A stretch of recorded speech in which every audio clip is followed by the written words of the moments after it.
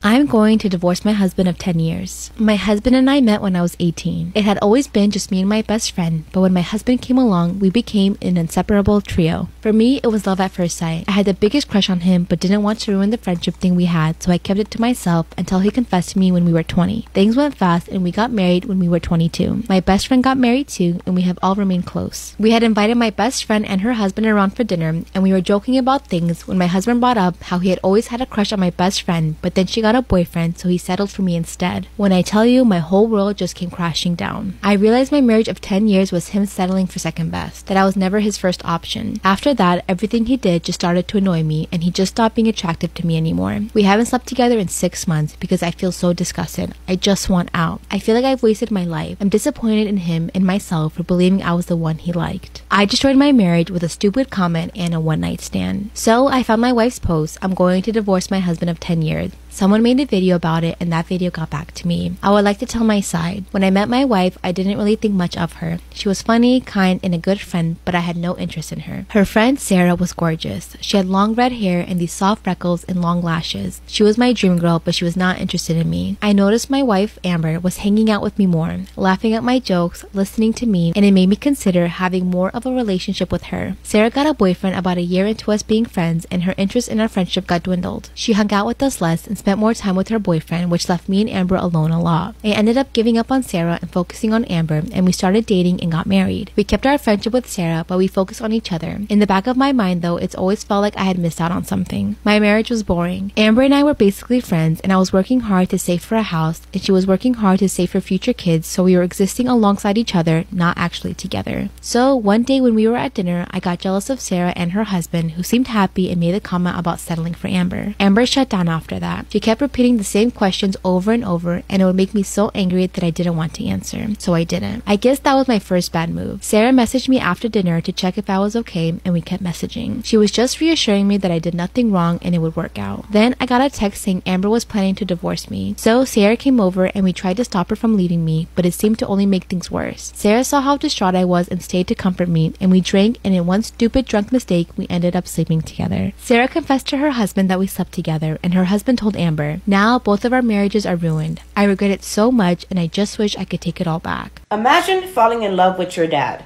your biological dad. Then imagine getting pregnant by your dad. Now imagine your dad murdering you and your son, then turning around and taking his own life. Well, that's exactly what happened in this incest triple murder suicide case of Stephen Paddle and Katie Rose. Okay, so boom. It all started when Stephen was 20 years old and met his 15-year-old girlfriend Alyssa in a chat room on the internet. They fell in love, and Stephen drove all the way from New York to Texas to get Alyssa, and they ran away together. And of course, soon after, she got pregnant.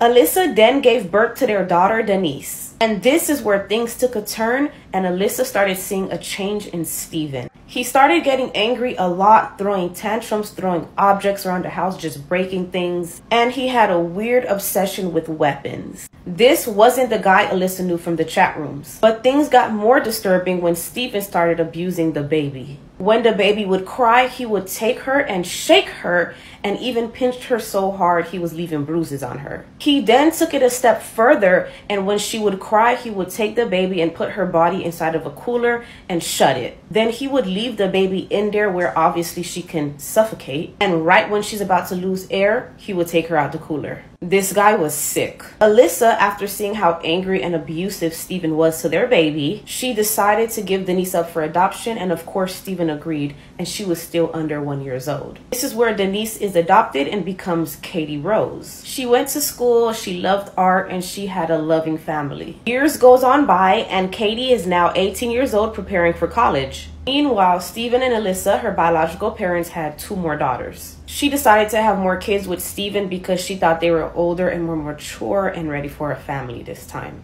So now that Katie is 18 years old, she wants to know where she come from and meet her biological parents, and her adoptive parents was okay with it. She finds Stephen and Alyssa and starts getting to know them. Then she packed her bags to actually go visit them and meet her little sisters. When Katie got there, this is where things got weird and inappropriate. Stephen started wearing skinny jeans and tight shirts, talking and acting different and growing his hair out, and slept with Katie in her room on the floor. Steven started acting weird when his daughter Katie came around. He started wearing skinny jeans and tight shirts. He started talking and acting different, and he even grew his hair longer. It was weird for his wife Alyssa to see, but she thought he was just trying to be cool for his daughter Katie. Katie enjoyed her time with her biological parents so much that she decided to move in and not go to college. And now that she was staying there, things got even weirder and inappropriate. Steven started sleeping with her in her room, but just on the floor. And of course, his wife Alyssa found that weird, and they got into a huge argument.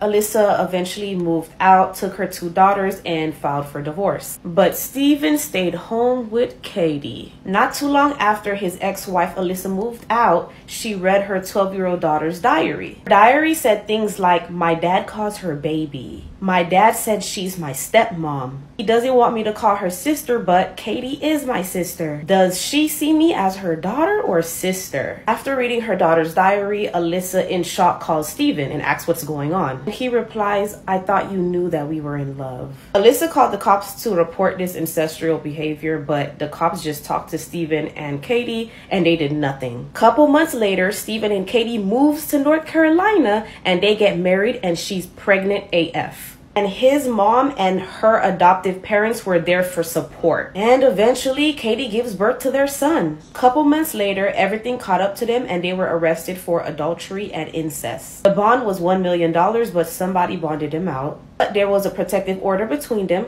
so Katie went back to go live with her adoptive parents and Steven went back home. And Steven's mom now had full custody of their son. As they awaited trial, something came over Katie and she did not want to be with Steven anymore. When Steven called to talk to her, she told him she wanted a divorce. And Steven becomes angry and dangerous. Exactly 1 week after the call with Katie, he then goes to his mom's house and takes his son, then goes home with his son, then covers his baby's face and suffocates him. He takes the baby home, covers his mouth and suffocates him. And after he's done suffocating his own son, he places the body in the closet and shuts it. He then drives from North Carolina to New York all night nonstop. He goes to his daughter's adoptive parents' home, parked near the front, and stalks her. The next morning, Katie and her adoptive dad goes into the car and starts driving. Steven follows and catches them at the stop sign. Then he just starts shooting non-stop until both of them are murdered. Then he went to a hotel's parking lot and he took his own life. Triple murder suicide, including his daughter/wife, his baby boy that he had with his daughter/wife, his daughter's adoptive dad, and then himself. Steven was 40 and Katie was just 18. And unfortunately, that's the case of Steven Paddle. I know y'all not gonna be ready for this story time because honestly, I was not ready in real life when it was fucking happening. But look, so it was like 2019 or 20. I'm not sure. COVID didn't exist at this moment or whatever, right? But anyways, so me and my boyfriend worked at FedEx or whatever, right? We didn't work in the same department though, so he worked far the fuck away from me, okay? But I did work with somebody that was from up north and he was cool. His name Josh. But Josh is like the person that he's the closest to me at the damn job every single day. So we got cool. So basically one day Josh was mad as he was getting mad at somebody. I don't know what had happened. Oh wait, bro, wait. Homeboy bumped Josh. Like it was this boy that worked with us. He was cool, but like he didn't really talk to people that was on our side. Like he had just joined our side out of the blue and I don't know. I don't even know. Like, I don't know what the issue was with this dude, but whatever. So him and Josh getting into it or whatever, right? Josh didn't punch the love seat box. It's a whole big love seat on the belt. Cause you know it's an assembly line. All y'all packages and shit going down the line the whole time. This could be fighting, anything could be going on, but y'all packages still be rolling. You feel me? So anyways, this didn't punch somebody's little love seat box. You feel me? The other dude, he going off. I don't know what's going on with them. But basically, time went on. Ain't nothing go down. They ain't fight or nothing. You feel me? But they was like looking at each other and shit.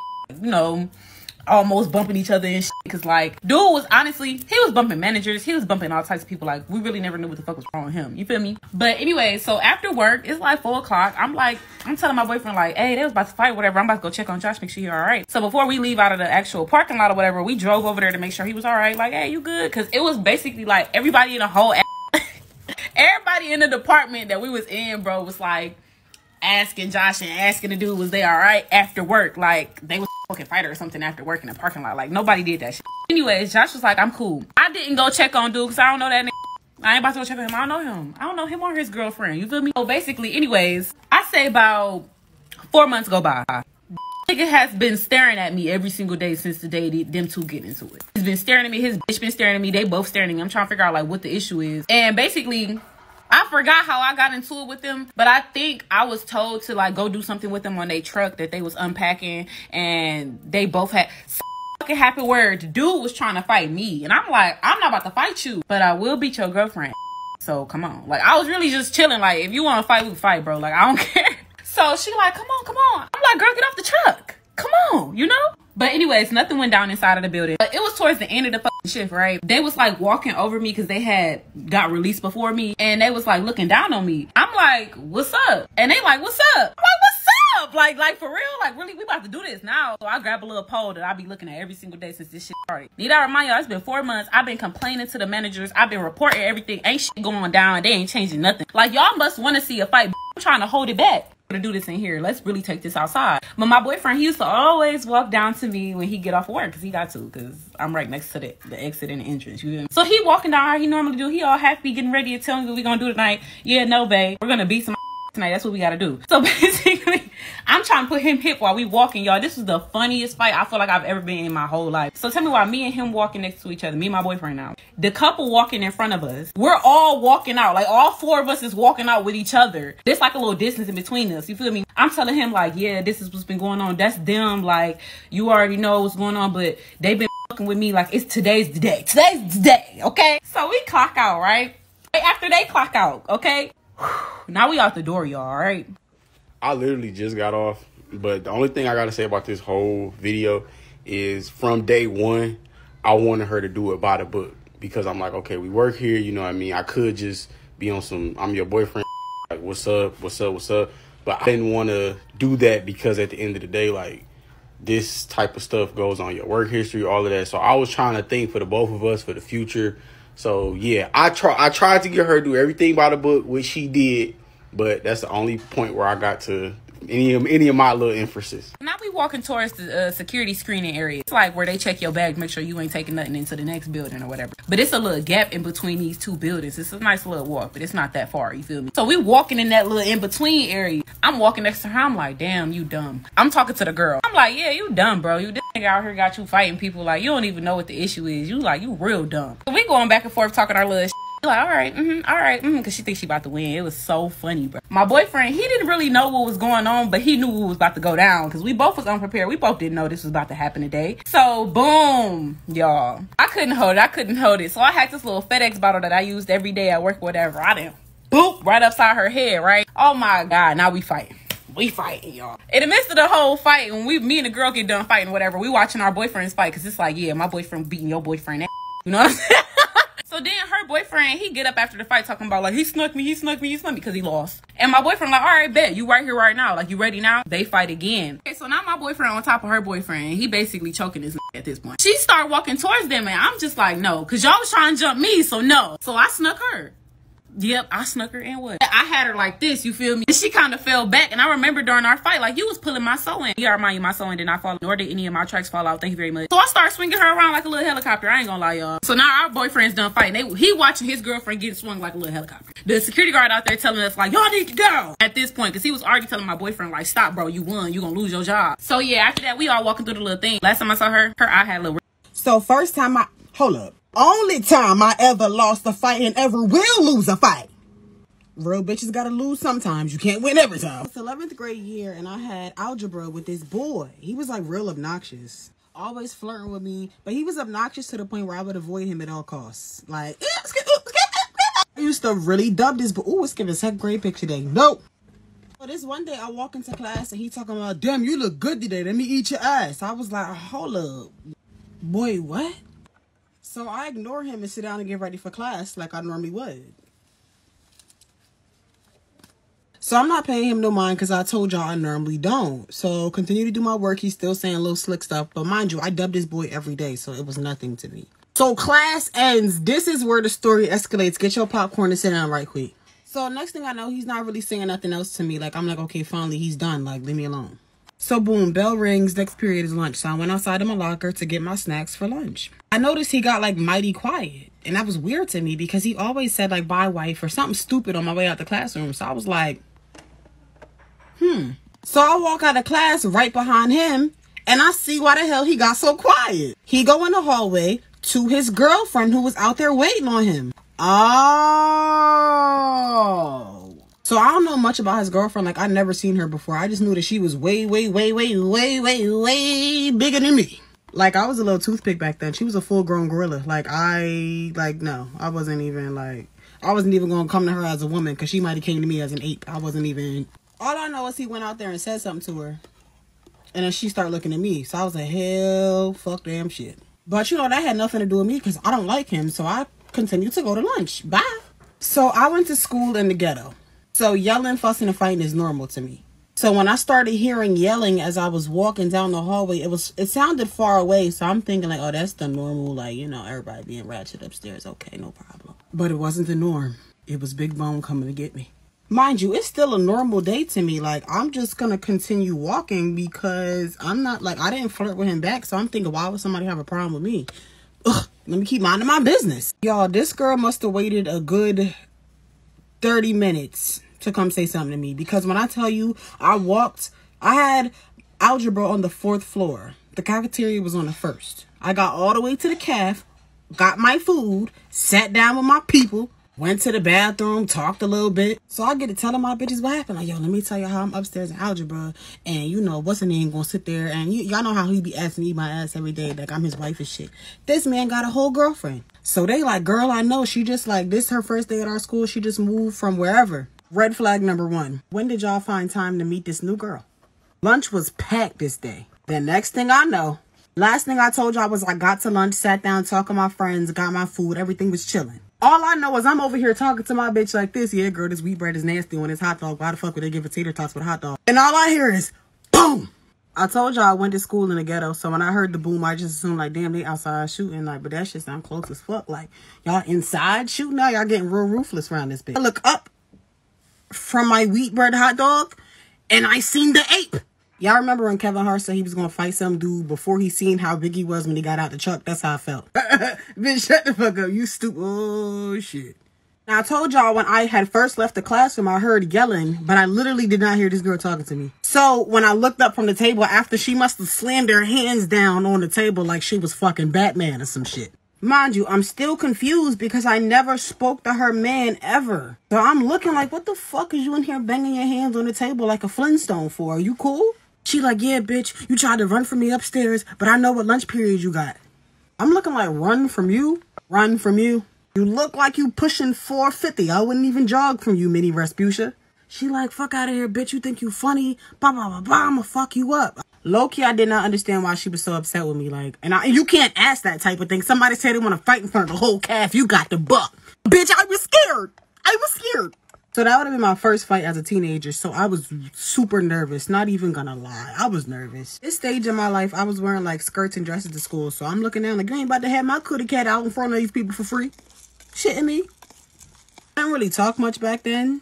Like, I was a mystery. So I was like, dang, these people's first impression of me is going to be me getting my ass whooped. Think fast. What do we do? So I crossed my legs like the queen I am, and I stared up at that hoe like, do something. Even though I really didn't want her to because I was so fucking scared, bitch. So to my surprise, she didn't do anything. She just kept clapping her hands and stomping her feet like we was on Stomp the Yard or at a pep rally or something. So nobody taught her how to be a gangster because she made all that damn noise on the table, and the principal came over and squirted her big ass out the cafeteria because she was over there sounding like a loose zoo. So I'm thinking the war is over. I'm thinking everything's good now. She's going to leave me alone. Nope. Lunch is over. I go out there. That hoe waiting on me in the hallway. I said, I'm starting to feel like the fruit in your Pac-Man. Leave me alone. Oh, I forgot to tell you guys. So before lunch was over, while I was still sitting there, after I crossed my legs and, you know, looked at her forever, I'm thinking like, damn, the whole school about to make fun of me. Like, they about to start calling me a punk ass nigga. The entire cafeteria started clapping. I'm thinking they're clapping because she just bitched me. They're clapping because I handled it like a queen. I'm talking like the loudest applause ever. I said, yeah. I'm sorry to break it to you, baby, but you're going to have to come back to part 3. A Diary of a Wimpy Kid actor proved not to be so wimpy after murdering his mom and planning to kill the Prime Minister. Okay, so boom, let's jump right into it. Ryan Gratham was a child actor who first started in The Secret of the Nutcracker at 9 years old. Not long after The Nutcracker, he became more successful and featured in highly successful films such as Diary of a Wimpy Kid and Becoming Redwood. He also starred in successful shows like Supernatural and Riverdale. Pretty ordinary upbringing minus his dad, who wasn't part of his life. It was just him, his sister, and mom, and he actually had a really close relationship with his mom. Until Ryan became clinically depressed. When COVID-19 first hit and we all quarantined, his mental health suffered even more. His clinical depression was causing him to fantasize about homicide and suicide. But Ryan kept suppressing his fantasies and urges. Until one day he took his GoPro camera and he started rehearsing on how he was going to murder his mother. Yes, he filmed himself practicing to kill his mom. He would creep up behind his mom with his rifle and point it at her head. Then he would let go of the trigger and just walk away. He did this over and over and over again, but never pulled the trigger. Until one day he did something different, something strange. This day, Ryan was in his room and he was just loading and unloading his gun, loading and unloading his gun. He just did this over and over until he was satisfied. He then went downstairs, creeped up behind his mom, and this time he shot her with no hesitation. Again, he took his camera and recorded his mom's deceased body while he confessed. He also documented everything in his journal. He then laid a white sheet on her and a rosary on top of her, and he put candles around her body. Then he went upstairs to watch Netflix for 2.5 hours until he fell asleep. The next day, part 2 of his plan commenced. He was going to drive 50 hours away to kill the Prime Minister. On his way there, he changed his mind and thought of doing something that would mean more to him. He was fighting between Simon Fraser University, where he attended, and the Lionsgate Bridge to commit mass murder. But instead, he went to a police station and told a cop that, "I killed my mom." He confessed to everything and showed the video and journal as evidence. One day after killing his mom and watching Netflix, he went to the police station and he confessed to everything. He showed the video of himself practicing murdering his mom and also the journal of him planning to kill the Prime Minister. 4 minutes of home footage with him practicing to kill his mom and also videotaping his mom's deceased body and confessing on the video. He said he only killed his mom to stop her from seeing him potentially kill the Prime Minister and do other mass murders.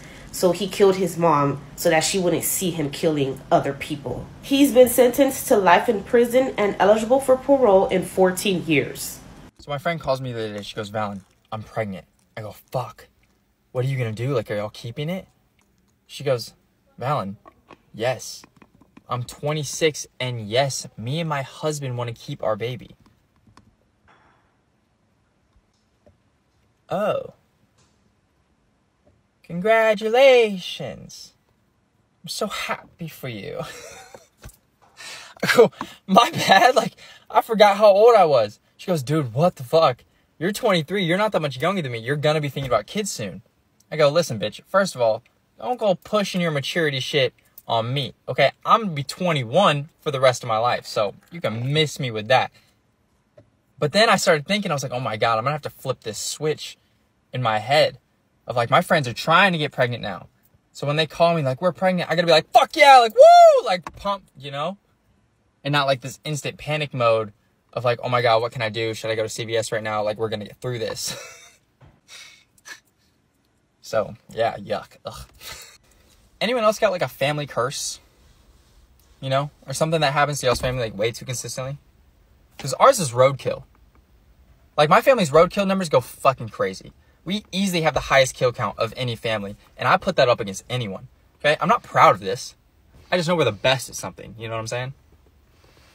Like, let me give you a stat to set the tone. Like, I have hit 3 deer. My mom has hit 3 deer. My dad has hit 3 deer. That's 9 deer by just one family. You're not telling me that's not crazy. Like, who else doing numbers like this? I got 2 younger brothers, too. They ain't gonna be putting up stats soon. Then it's game over. Like, they contributed a little bit, but they ain't nowhere close to me and my parents' numbers. Like, they got a long way to go. That's just deer, okay? I'm not even talking squirrels, rabbits, raccoons, possums, turtles, foxes, skunks, cats. Those are sad. Those are sad stories. Those still tear me up. But, man, the rest of those animals, fuck them, okay? And all you animal lovers are going to get mad at me. Listen, I'm an animal lover too. Okay? The first animal I ever killed was a rabbit. Cried. 3 hours. Devastated. So sad. Second animal I hit was a possum. Cried. Devastated. So sad. Third animal I hit was a raccoon. I was upset. I was upset for sure. But listen, the fourth or fifth time, you stop caring as much. I'll tell you that. It does not hit the same. Then you get up to like 9, 10, you're just angry. Okay? Because not only is it ridiculous, but at this point, it's like supernatural. Like, what am I supposed to do about this? Okay? Like, I don't know. I don't know. So I don't know what ancestor pissed off some witch that now we're just cursed with this thing where animals just fly into our car. But man, keeps driving interesting, I'll tell you that. When I was younger, I was obsessed with being different characters. Now, I think for most little girls, it's somebody like Snow White, Ariel, Tinkerbell. Well, not me, okay? I was kicking it up a notch. I was obsessed with being Simon from Alvin and the Chipmunks. I didn't want to be the main guy, Alvin. I wanted to be Simon. And you know why? Simon wore glasses. I was obsessed with glasses when I was a child. I was just hoping and praying that I had bad vision so I could get a pair of damn glasses. Anyway, my obsession with Simon became so extreme that my mom had to go into my school and say, can you call my daughter Simon? She wants to be called Simon. So my teacher started calling me Simon. Well, I had a bunch of different characters like that growing up where I was so infatuated with them that we would have to change my name to that character. Now, we could get into that later. But one of my other obsessions was Norma Jean Becknell. Now, Miss Norma Jean here was a Cabbage Patch Kid. Now, she had her own movie. I was obsessed. And look at her cute little glasses. Well, I just found out I needed glasses, and I'm like, this is my moment. This is my time to shine. I can finally be who I was meant to be my whole entire life. A glasses wearer. So I just got my glasses in the mail. I'm extremely excited about them. I put them on. I FaceTime my dad. I'm like, Gordon. I call my dad Gordon. I'm like, Gordon, look at my glasses. And he's like, Kirby, you look like that goddamn Cabbage Patch Kid girl you were obsessed with. And I'm like, did I subconsciously pick the same glasses that Norma Jean wore? Let me show you them. This is who I was meant to be my whole entire life. I'm a grown-up Norma Jean Becknell, and I couldn't be happier.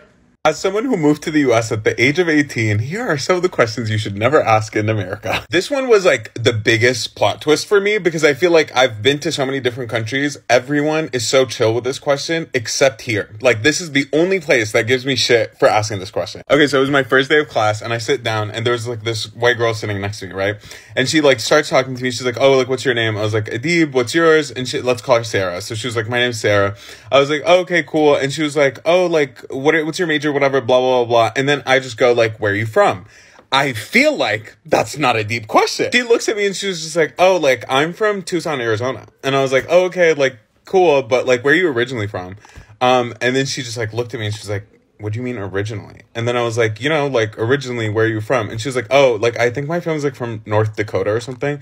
And then I was like, no, yeah, sure. But I'm saying like before America, like, what's your origin? Like, what's your like race originally? Like, I don't know how to fucking say it. Like, you know what I mean? And she just like looked at me and she was like, I'm literally American. I was like, oh, like, you're Native American? And she was like, no, I'm not Native. And then I was like, so you're not American? I'm just so fucking confused. Like, are you English? Like, I just wanted to fucking know. Like, it's not deep. Like, I've met white people before. Like, they're usually upfront about it. You know what I mean? They're like, oh, like, yes, I live in, you know, the Netherlands right now, but I'm originally German. Like, it's not that deep. Like, why are you trying to be like, no, I'm from North Dakota originally. Like, bitch, shut up. Whether it was POC or white people, like, everyone did it here. And I thought that was really, really weird until a white person, like, asked me that question. And I was like, oh, now I get it. And it was just, like, so annoying because I was like, ugh, like, you guys could ask out of curiosity without being weird about it. You know what I mean? Like, you could just be like, oh, like, where are you originally from? You don't have to be like, where are you really from? You know what I mean? Like, it's, I feel like the only loophole is if it's two POCs and I would have to start it and I would just have to be like, oh, like, I'm Palestinian, by the way, where are you from? And then they'd be like, oh, like, they'd skip the whole, like, oh, I'm from, like, Anaheim part. You know what I mean? Like, I'm from California. And they'd go like, oh, I'm from Pakistan or something. And then that's normal, you know? The second question is like, you know, and there's no nice way of saying it, but Arab moms are just a little bit aggressive, okay? Like, I hear this a lot from white people, like, oh, no, my mom's never, you know, hit, you know what I mean?